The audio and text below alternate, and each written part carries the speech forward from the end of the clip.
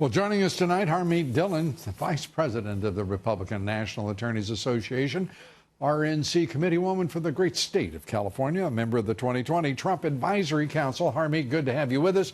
First, your reaction to Hunter Biden saying he had probably more experience and expertise than any of the other board members.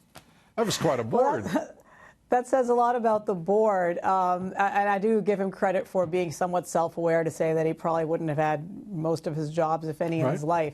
I mean, he got the job on Amtrak board because he wrote Amtrak, so that's probably about as much as anybody else.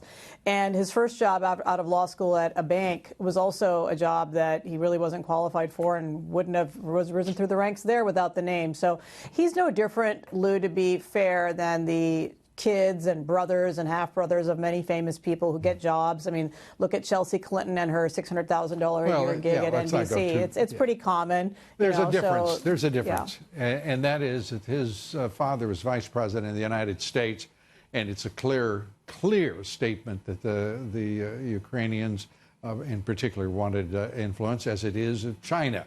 And the fact that they put him on a private equity fund again, he had no specific or related knowledge or expertise. It's stunning stuff, and clearly anyone can see it for what it is. Well, definitely, when you're dealing with foreign powers, and particularly this type of size and scope of an endeavor, I think it definitely raises questions. And when your dad is actually making threats and exerting his influence there on camera, and that benefits you, then obviously that's the start of this whole latest debacle with the Ukraine collusion thing that's going on right now. Let's very quickly turn to a couple of items we're just developing as we reported.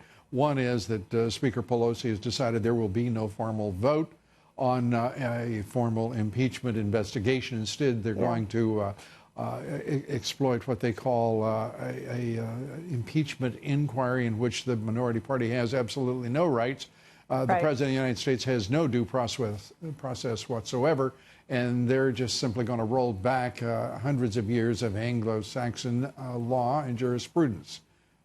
Well, and if you were Nancy Pelosi, why would you go for an impeachment vote? Because, number one, that would put the weaker people in your caucus on the line, having to take that difficult vote. But number two, as you said, you'd have to give subpoena power, questioning power, due process rights to the minority party, give some rights to the accused. And why do they want to do that when they're able to hold these secret, fake, off-site meetings and then leak the contents of them selectively? So I'm not surprised she's doing this. It's obviously dishonest, and it's really going to undercut the American people's view of this entire process. I think it already has. Giuliani, the president's attorney, Rudy Giuliani, saying he will not comply with a congressional subpoena. It's saying he's also, by the way, disappointed in John Bolton, who had some unkind things to say about the president's attorney. Your thoughts as we wrap up here? Well, yeah, so on the first one, he merely cites to the president, the White House counsel's letter, and says that until there's a formal impeachment vote, which we talked about, there's really no need for him to comply because it's illegitimate. And, on the other one, I think he was being very diplomatic. Obviously, what John Bolton has said about him is incredibly inflammatory and I think unprofessional to take pot shots at him this way.